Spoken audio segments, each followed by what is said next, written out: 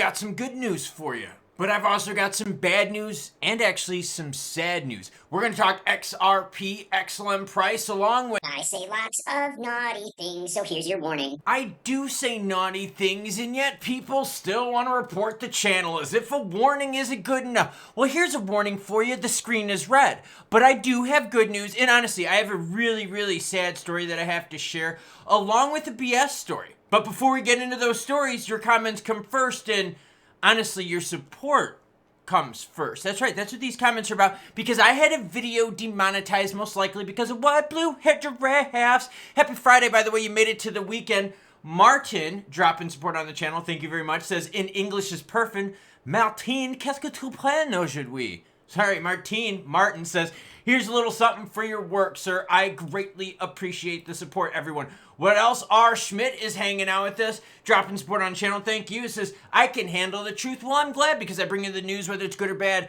happy or sad. Mr. Schmidt, what do you think? I got 2 road bikes in the backgrounds of the videos right now. Scott Forey dropping support on the channel says thank you. Thank you, Scott, for taking the time to watch the video and support the channel. It means a lot. And you are very welcome, kind sir. Seriously, I do have a sad story to share. Like, seriously, but it's like when I read to you this sad story and share it with you, it's gonna tug at you. This is worth it, okay? This is a story that's gonna be worth going into the weekend for. That's why you're gonna hit the subscribe button if you haven't already. Doran Butler says, I appreciate you. Free press. Man, I greatly appreciate it. Andrew Burrows Cinematics dropping support on channel Wells says, here's a little something since a blue-haired giraffe got your previous video demonetized. Yeah, that sucks. Red up on the screen, getting redder, but is it in your buy zone yet for your favorite cryptos? HBAR fans, do you stack at 18.2? XRP fans, what about at 2.18? Doge, what about at 18 cents? XLM at 27.4, BTC sitting at 84.4. ETH 1883, not only a laggard, but getting dumped on by institutional money. And speaking of institutional money, they're dipping their toes back in the water. Now, it's a little dippage of their toeage in the financial waters, okay? Just a little bit, okay? Here's the deal. You're seeing a lot more in terms of BTC inflows. ETH is still bleeding along with the price, okay? So institutional money right now is starting to come back to BTC, warm up a little bit. ETH isn't. Zoom out to the 1 year and watch what happens. You see what I'm saying? We had really juicy big inflows. Then we had that massive dumperoni. That's a capital D, by the way. And then look what we got. Little pumperonis of cash. So institutions are kind of like, oh, okay, we're kind of seeing what's going on. Maybe it's juicy. Not juicy, super juicy, though. For them, it's lowercase p. Okay? Let's keep learning. All right, what IBM just revealed will change your mind about Stellar. Lies. Fake article. I'm so tired of this. And this is a new post, everyone. This is from March 25th, and there's 70,000 views spewing lies out there. This whole stupid presentation right here is all faked. It's all clipped art garbage thrown together. Every freaking buzzword you could imagine is in here. Is IBM even relevant anymore? Yeah, Stellar and Ripple hanging out on the same map. Come on now. Seriously. Luckily, though, a bunch of you in the comments realized that, hey, this is total poop, but this is all BS, because guess what? You can't find it anywhere on corporate graphics, right? IBM didn't put this out. No one put this out. Either way, they call this player out. All show, no link. It's fake. That's right. I got to debunk the news, too, because you know what happens? People are trying to screw you over right now with hopium and lies. Now, let's get into something sad, and then let's talk about price. Pro-XRP lawyer Jeremy Hogan leaves X, bids farewell to XRP Army. You gotta hear this, okay? And that's why I'm here to bring you the news, so you can kind of see what some players are doing here. Dude's done. Listen to this. Jeremy Hogan, dear friends, my time on X has come to an end. I had no idea that when I saw the article about the Ripple lawsuit back on Christmas 2020, yes, that long ago, that it was the Christmas gift that would take me to places I never imagined. Thank you for being on this journey with me and for trusting me through it all. I am only proud that I saw it through to the end and did my best to keep you informed and hopefully a little entertained. I dig that. Now is the time for me to focus on some other things, maybe some new adventure. if you ever need me, come and find me. I wish all of you the best in life. Find yourself a good woman if you haven't already, and hold her tight. That's my final advice. Well, here at last, dear friends, on the shores of the sea comes to an end our fellowship in Middle Earth. Go in peace. So my guy is leaving. He's moving on to other things. And Jeremy Hogan has really been a very big part of the Ripple XRP crypto ecosystem.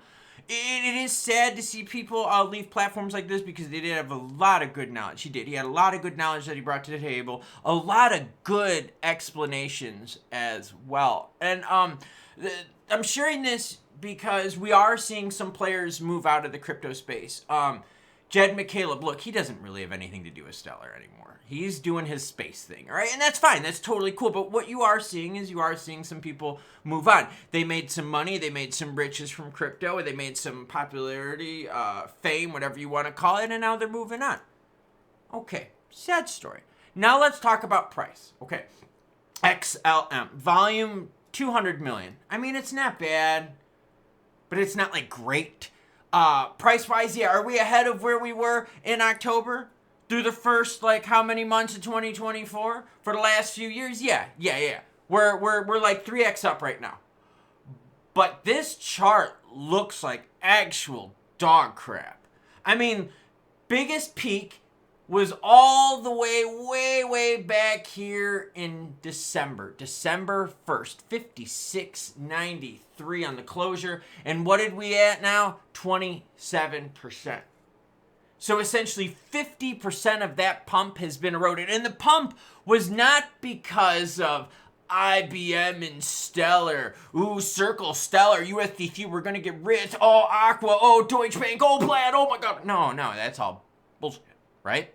So the deal is this. Ever since the Trump election pump, Stellar has pretty much eroded its gains, going to lower lows and lower highs. Bro, you're being negative. No, bro, I'm showing you the screen right now. And even volume was massive eroni right around November through the first part of the pump all the way through. And then all of a sudden it's like eroded to next to nothing. Now the volume is still above where it was before the election, but it's starting to not look so hot there. Open interest on XLM, not good. Huge loss of value this year for the holders, yeah, not good at all. What'll turn it around? It's honestly not any of the lie articles. I don't know what Stellar Development Foundation is doing to really support XLM. It's not. It's using it to fund its operation and its goals and stuff like that. And to give more XLM to other people. It just is the weirdest thing out there. So now let's move on to XRP. Chart's a little bit different, okay? XRP chart looks like this. Yeah, we're ahead, just like most of the other players since before the election. Our pump was a bit different, was in the middle of January, all right? Now, we're way off from there. We're at 218 right now. So we've eroded the gains, but we've established a fairly good floor. Will we dip below that floor of $2? Yes, we will. Do we rebound from it? Well, time and time again, we have. So the market looks at XRP and says, yo, we see some bad news happening. We see we're not able to hold on to the pumps of the strategic reserve announcement. We see that now not only have we gotten news that the case is over with the SEC, that, yeah, they paid $50 million, blah, blah, blah. We now are at a lower price. So we're at a lower price now after the mention of a strategic reserve by the President of the United States, after the announcement of the case being over. We're less price-wise where we are now than through those big news events that we just had.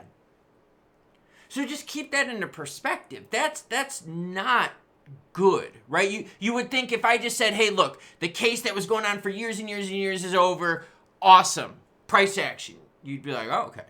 If I was like, yo, XRP mentioned by the president for strategic reserve, you'd be awesome. And then if I told you, well, the price is lower now after both of those, you'd be like, wait, what, Klaus? And I'd be like, yeah, I'm just telling you what's happening right now. I'm sharing with you the truth, not the hopium or the copium. Right now, the market seems to just be like, meh with that. Institutional money, as I shared with you earlier, is kind of coming back a little bit. It's just dipping it a little bit. There's not much juice there. Not much juice. ETH is definitely in some trouble. I mean, definitely into some trouble. XRP, what's helpful for XRP is the volume is pretty decent. 4 billion right now. That's fairly strong. Stellar's 24-hour volume, 202 million. Compare 202 million to 4 billion. Yeah, that's some zero and then like an extra number in the front. You know what I'm saying? Like, that's not good. But what's good is that XRP is staying relevant through all this. The volume is there. Is the price a little bit softer than what we would like? Look at this 7-day chart. Oh, that's ugly. We got rejected at 250 and now we're down to 217. That is definitely ugly, Roni. Sub $2, yeah. But the deal is this. You still have the volume there with XRP. You still have the relevance there, which means what? It means you're going to have more ETF players. I believe there was like confirmed like 16, 17, 18 ETFs like that. 3 so far have been confirmed to buy from exchanges. That's awesome. Now, those ETFs are going to be good because those exchange buying ones are going to help us out. How much it helps us out? Well, I mean, it depends. Because if institutional money is starting to be like, I don't know. And if institutional money is being swallowed up by gold, yeah, because gold is still staying pretty hot. Then we're sitting here going, oh, okay. And then if stable coins keep going up and up, record-breaking highs, like all the time, stable coin market caps. Players are moving into stable coins, right? They're trying to find a safe place to park their money. And even BTC right now as a store of value play is having some problems at 84,000. Sailor bought a whole bunch of players out there outside of Sailor bought BTC well above 84,000. A bunch of players were buying at 100,000 because they were FOMOing. Oh, they were all filled with that hopium and copium, not with the news. And that's what I bring you, good or bad, happy, or unfortunately, in this case, sad. Our best wishes to Jeremy Hogan on his future endeavors in life. Oh, and look what I got besides a haircut. Hold on. I got thinner cables for cable management, okay? The old ones, super thick AF, big dong style, thinner, all right? That's to cover up the sign back there, the choo-choo bitches sign. See, I'm constantly improving. And that's what I think the theme out of today was we need to constantly improve or markets and players are gonna move on. Jed's not really part of Stellar anymore. And anyone out there that's a fanboy, have fun with that because my man is working about space. Hogan, sad story. He's like, yo, you know, this really took me to places I didn't think it would, and I'm thanking everyone, and I'm moving on now, and awesome for him. I mean, this was very, very engulfing for a lot of people. And it's hard because I think some people have burnt out as well. I've seen it in the comments. Bro, I can't do this anymore, man. This is just too rough. Yeah, this is a very rough market. This is a very volatile market, and that volatility is going to continue. When you zoom out like big time, and I'm not talking about like IBM and Stellar partnering with DigiPower, partnering with Mario, like none of that. I'm talking about real news. When you zoom out, the macros still suck. Inflation is still really high. And when inflation is high, it hampers the retail dollar, the retail spending power, okay? So you got the problem with the inflation. You also got tariffs that people are like, whoa, how is this going to play out? Are some people going to cave and be like, all right, we'll help with this if you kind of lower the tariffs? Will they fight back with even bigger tariffs? So, yeah, we got to sort through that. So that's a little bit more uncertainty. Gold is just absolutely bonkers nuts. Why? Because it's the safe haven play, just like stable coins are the safe haven play. It's like the name, stable coin. A stable place to put your money. And a lot of the players out there aren't risky like us. Like a lot of that big institutional money out there, they are boring AF. They are good with like 7, 8, 9, 10% gains compounded annually. They'd be happy as hell with that. We want action though. So what you're seeing is those institutional players out there really go to the sidelines. They're leaving BTC even. ETH is just seeing tons of institutional money leave it. And they're going to stables, they're going to gold, and they're going to the really boring stuff right now until all this stuff settles. We got some economic reports coming out next week. Unemployment, we're not really worried about. That's nothing in anyone's danger zone, right? We're going to have home season coming up here. So you're going to see some home sales. You're going to see what the rates look like. Speaking of rates, Jerome Powell's like, yo, we're going to leave them higher for longer. That's not good for us either. That doesn't only hamper the retail dollar because it leaves everything expensive in terms of the rates you're paying for stuff, but it also hampers, well, I'm going to leave that in. I make mistakes. It also hampers the VC spending in crypto because the VC wants to spend more, but they want to spend more at maybe 3%, not 4.25. They want to spend lower. They want that money down because they want the profits. So they'll park money on the sidelines waiting for rates to come down before they invest again. And that's the building within crypto. You know, we talk about utility and usage, and we're like, but bro, what do we use crypto for other than going onto our favorite exchanges and playing games? No, not games, trading. That's my point. So the VC comes in and they want to build. And that's where you start seeing the juicy action of utility, of people building projects that we actually want to use.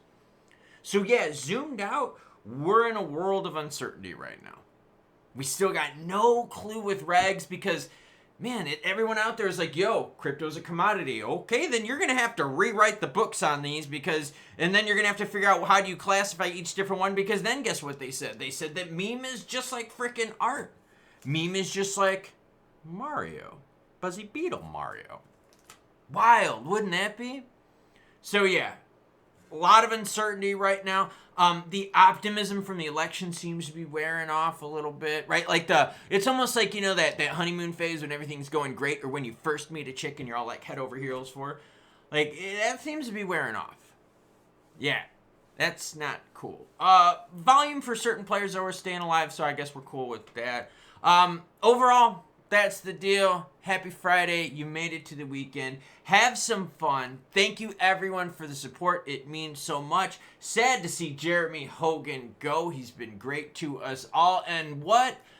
Choo choo bitches is what?